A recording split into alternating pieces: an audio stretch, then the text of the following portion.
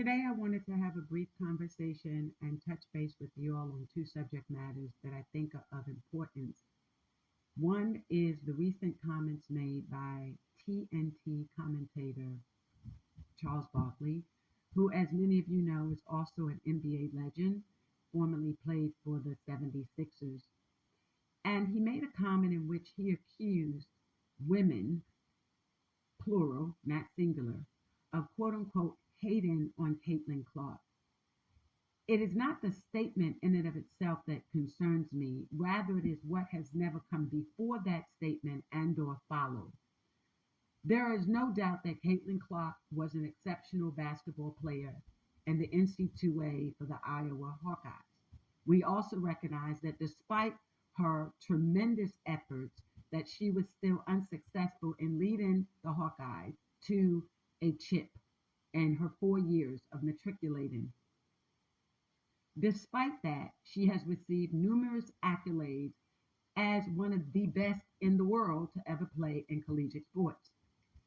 For the purposes of this show, I shall not address those issues and or concerns. I only ask that you look to the other podcasts to secure such evidence and information with regard to who in fact is and has and remains the leading scorer in NC2A history is Pearl Moore. She attended Francis Marion University. But notwithstanding that, one of the things that concerned me most about Charles' statement is not the statement in and of itself. He does have the right to be as opinionated as we often know he has always been. And that is expected of him in the capacity as a commentator. And he's often known to make comments that rock the boat. And that's okay too. But wherein you find time to call upon the WNBA and the world, a league which has about 88% African American or Black female athletes, to take time and stop short of to place concern and or blame on these groups of women and or those who support them as a whole, and or you target as a whole an entire internet platform who equally so have the right to express their concerns with regard to Caitlin Clark, publicity, shoe deals, Wilson basketball deals, and others, wherein they look to the fact that the Fever is currently 0-5, 0-5, with her leading scoring at only 17 points per game. A clear difference than the 41 points that many of us have come to know her to play. Many said when she entered the league that she would be able to play at and or above her style of play. But there were people like myself and others who also recognized that Caitlin suffered in the paint and the dribble and on defense. And until such time that she mastered that art and that craft, that she would suffer on a professional level. There were a lot of people that told me, no, that's not going to happen. Okay, but we're seeing it happen. But what we're also seeing is an ignoring of facts that look like this. With 88+% of the women in the WNBA being women that identify as African American and or Black, why would Charles Barkley isolate one woman and one woman only to be facing and or enduring hate? And that is such a strong word without evidence to support it, merely because individuals are now calling upon and or asking for equity and equality, and how the media has responded to the Fever, recognizing that there are 12 other league teams within the league, and there equally so are as many players, to the total amount of about 144. But more compelling is Charles Barkley's silence as it pertains to the disparity, discrimination that has been faced and endured by Black females in the league. For example, there is no doubt, and evidence supports, that Aja Wilson is in fact the best WNBA player in the world. Period. Hands down. This multi-talented woman is an author, sits on the Times 100 list, college educated. Notwithstanding, she has engaged herself in community and social justice concerns as well. She has been a beautiful face of the WNBA and women's sports as a whole. But her accolades include, but are not limited to, a WNBA championship, more than one, obviously, notwithstanding an NC2A chip, more than one. To that extent, one would question why Nike has not, to this date, offered her a signature shoe deal. Why Wilson's basketball company, Wilson's Good as it's known, has not offered her a signature basketball. And listen, she's a namesake. Could you ever imagine Aja Wilson supporting and being a sponsor for the Wilson basketball? But they didn't do that with her either. She's an Olympic gold medalist. And yet, she has not received and or attained the respect, the recognition from anyone on that TNT platform. And so wherein, and anywhere else for that matter, so wherein Charles Barkley takes to social media to condemn women for speaking out, let us be reminded, Mr. Barkley, that these are not women merely speaking out. These are women asking questions. The questions you should be asking. You should have utilized your platform to ask Nike, where is Aja's shoe deal? You should have utilized your platform to inquire why Wilson Company on This Week entered into and negotiated a multi-million-dollar deal with Caitlin Clark as it pertains to a signature basketball with her name on it. See, you're not focusing on what has impacted and or resulted in the outcome that you are reading and or experiencing in your capacity as a commentator. You're simply reading posts and tweets without any understanding of why people are asking the questions now that they're asking. See, it was simple when Caitlin was coming into the league for people to question whether or not she would be able to live up to her standard. It was easy and simple for many to suggest and speculate that she would in fact become the next Michael Jordan. It was easy for individuals to speculate whether or not she possessed the know-with-all and had the ability to take on some of the world's best basketball players. And we're witnessing that she has not been able to do that. When you go from an average of about 41 points per game to 17 on a professional level, half, cut in half, you're going to draw speculation. And this is particularly true where people have witnessed early on, people like you and others in the media separate her from all the other players, separate her as though she is in fact the only face to carry the fever. Forgetting all about Boston. Boston was also a number one draft pick, but Boston came from Gamecock, and she's always been ready, with chips to support her status. Not Caitlin, but no one gave any preference to her success on a collegiate level either. And so wherein people like you think that individuals asking these questions are quote unquote hating, and then you target a gender only to suggest and or imply that these women are within the WNBA ranks, therefore you're targeting Black women as a Black man, the same that Emmanuel Echo did with regard to Angel Reese. So people don't take kindly to that either.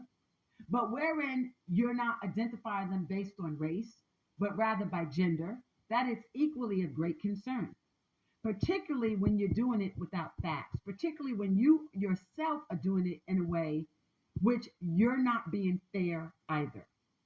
To be fair would mean to look at facts, evidence-based, like how much money she's making outside of the WNBA.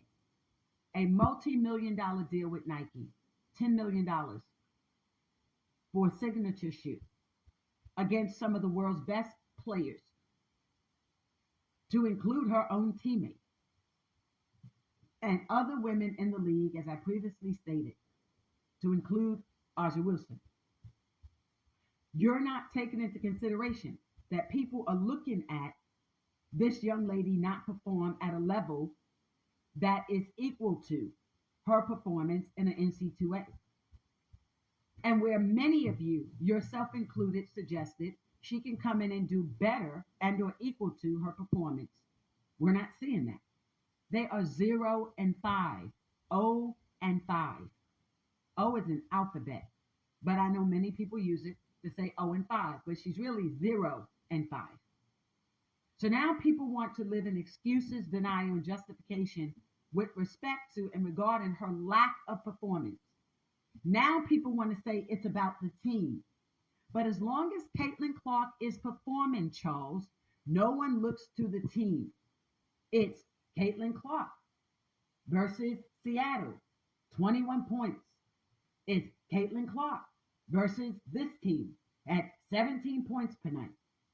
But when they lose the game, it's the team is not playing well.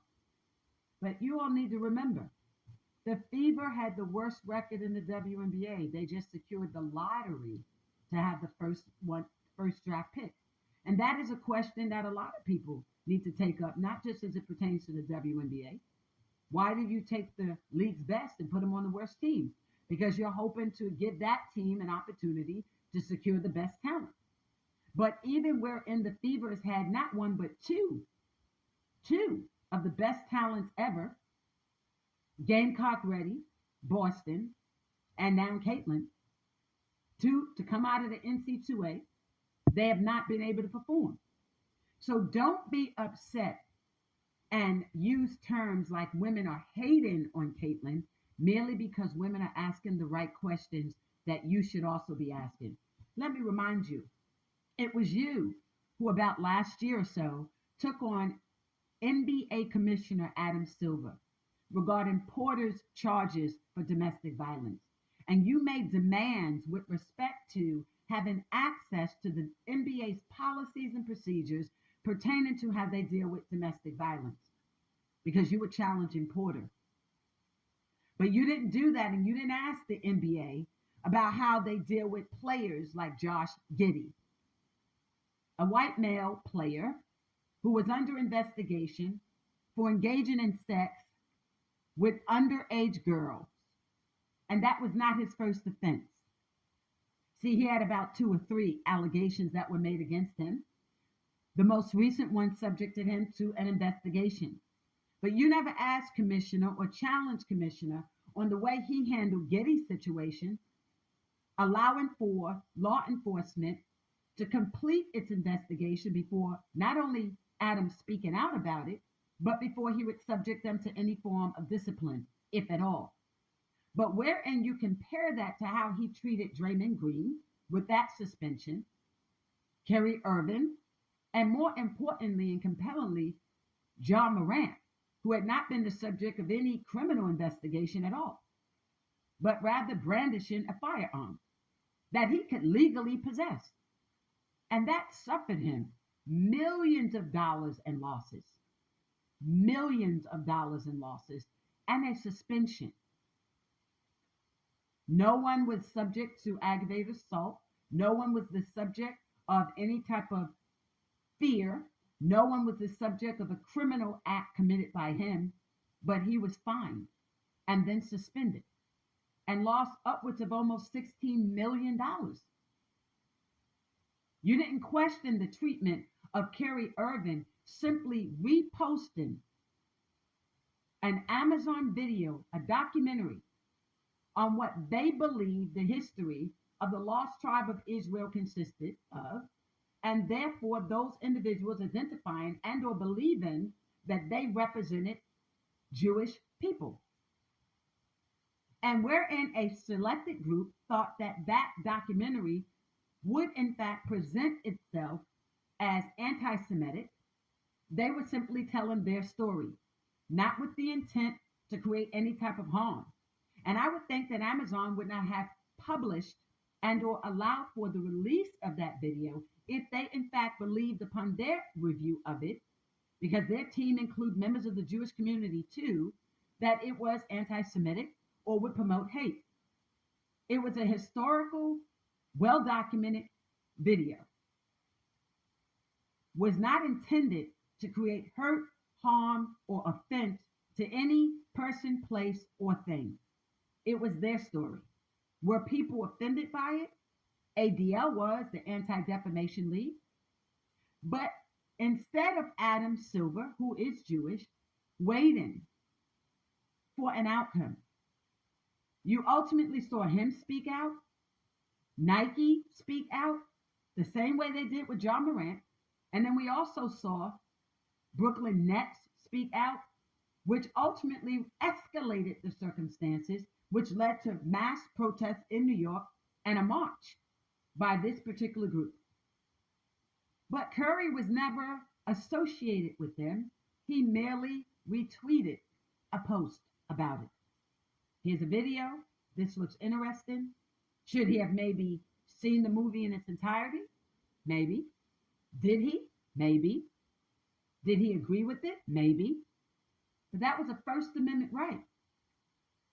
The right to assemble, freedom of speech, religious practices, and that was suppressed because ultimately he would lose almost $17 million for a retweet. So here you come, suggesting that a group of women attacking us by gender, that we in fact are hating, very strong word, and unsupported, Caitlin Clark. I think if you were to ask most of us how we truly feel about Caitlin Clark, we would honestly tell you we don't know her personally. Whether we're in the media, and there are many members in the WNBA who do not know her, who did not play with her. Some of them had already left the NC2A to move on to the WNBA. So they don't have that personal experience with her, even on the dance floor. But I could honestly tell you that from those that I've had the pleasure of conversing with, and those connected and associated with those who have, no one hates Caitlin Clark. You have created a negative narrative that this league does not need. You have misinterpreted women and men alike, Black, white, Latino, and Asian, who love the game of the sport, recognize there's disparity and discrimination, disdain and disrespect and disregard for 88% of those Black women who play the game. And as a result of that, they have witnessed themselves firsthand treatment and privilege afforded and accorded to players like Caitlin Clark that also include, but are not limited to, Sabrina I, Breanna Stewart, who lead the league financially with sponsorship and endorsement. They have witnessed the league invest time, money, and resources into hoping that Caitlin Clark can elevate the game on many levels. In fact, I had the privilege of speaking with a colleague who himself said, well, right now, Lisa, all eyes are on her. And because she can bring the eyeballs, she's going to be able to increase attendance, this, that, and the third. But we're not seeing that either. And she's going to be a winner, Lisa. We're not seeing that either. What we're seeing is a young lady perform at a fraction of what she did in the NC2A. What we're seeing is someone go from 41 points per game to her average, which is put her around 32, 33. Her playoff stats, 41 to 17 points per game. That's what they're seeing. And that's what you should be reflecting on. Not what you perceive to be the outcome, but rather what you understand as a former NBA player who's a legend. We'll give you that respect. Who's a legend, who yourself knows what it's like to face public ridicule, who know what it's like, who during your day would speak out on whether athletes should be role models and the like. But I get it. You have a white wife, Maureen Bloomhart, and maybe that allows you to take preference to white women over Black women. Maybe. But I know you have a daughter who identifies as Black, and I would expect you as a Black man to recognize the disparity, discrimination, disdain, and disregard that Black women endure and experience, and not label women as a whole as haters, emotional beings, illogical beings. It's wrong. And what you have done is carry the narrative in part as the angry, jealous, bitter Black women. And whether that was your intent, that's exactly what your narrative displays. Because here's the deal, most people recognize that you were not bold enough to simply call out them as Black women.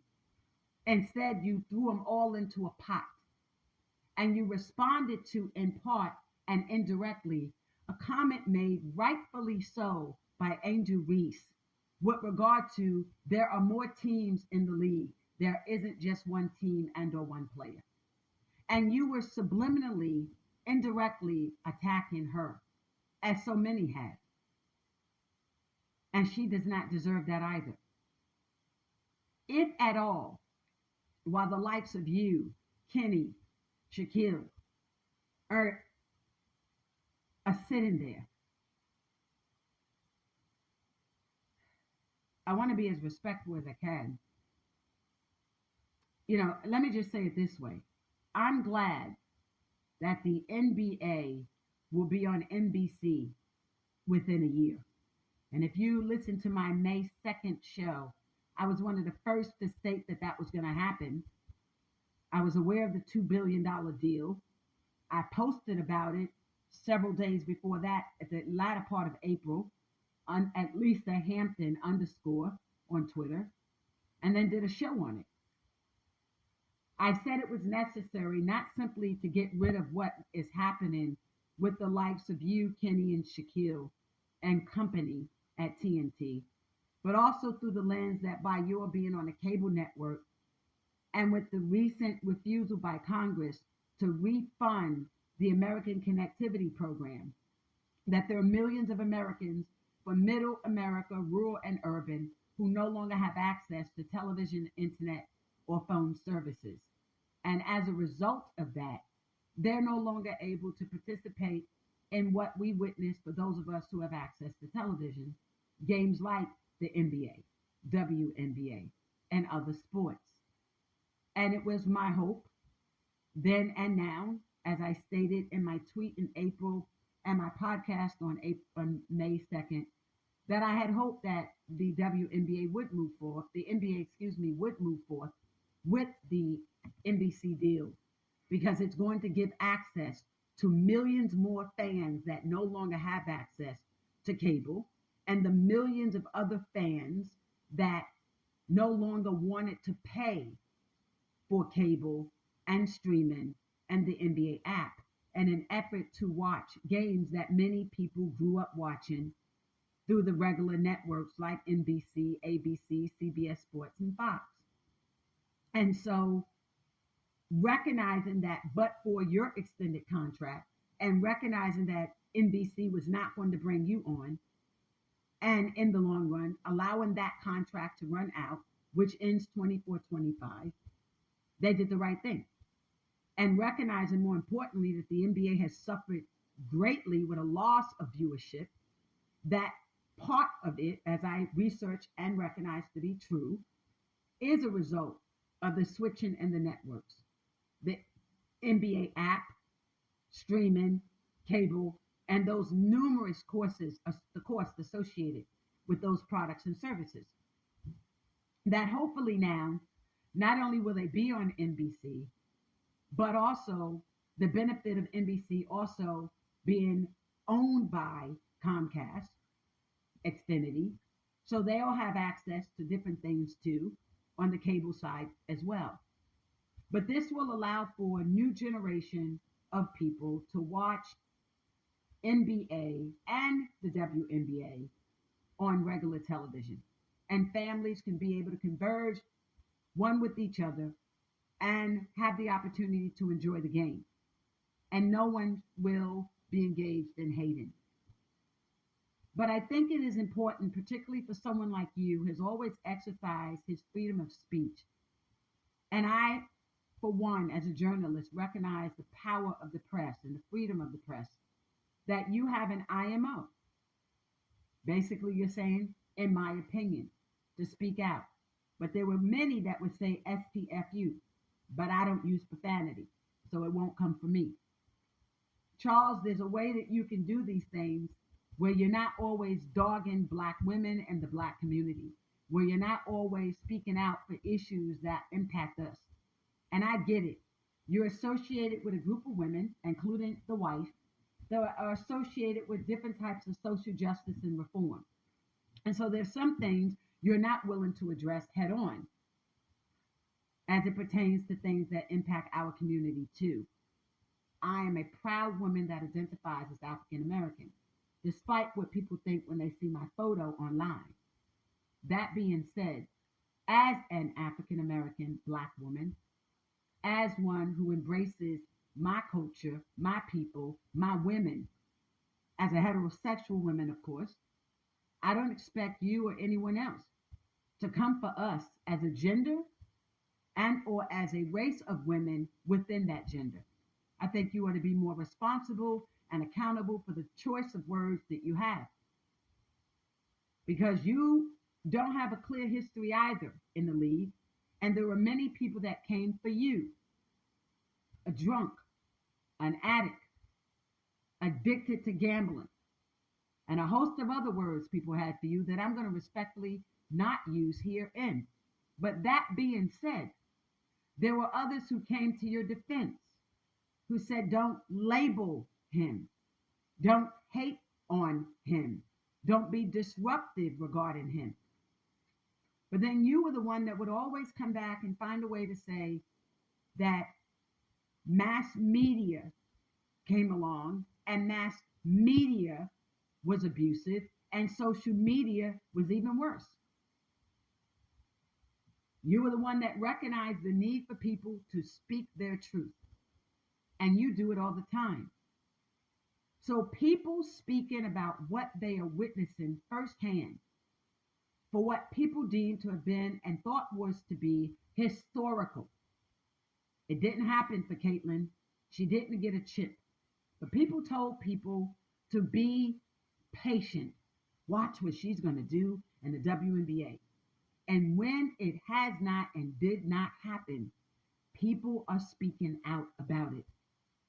And Charles, they're speaking with truth. And truth is not hating. Truth is truth.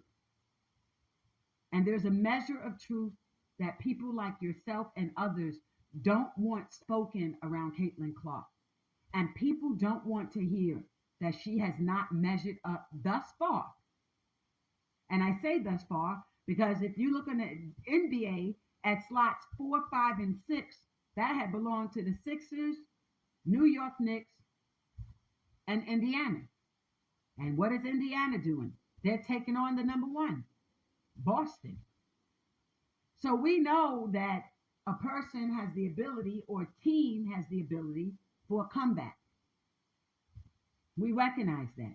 But as of today, and the WNBA season is not long like the NBA, there aren't as many teams, aren't as many games.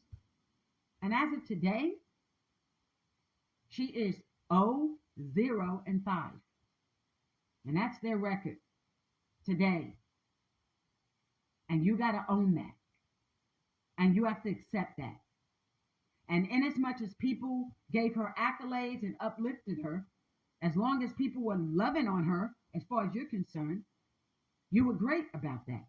But the minute people began to speak their truth based upon truth, is she deserving of a signature shoe? Is she deserving of a signature ball?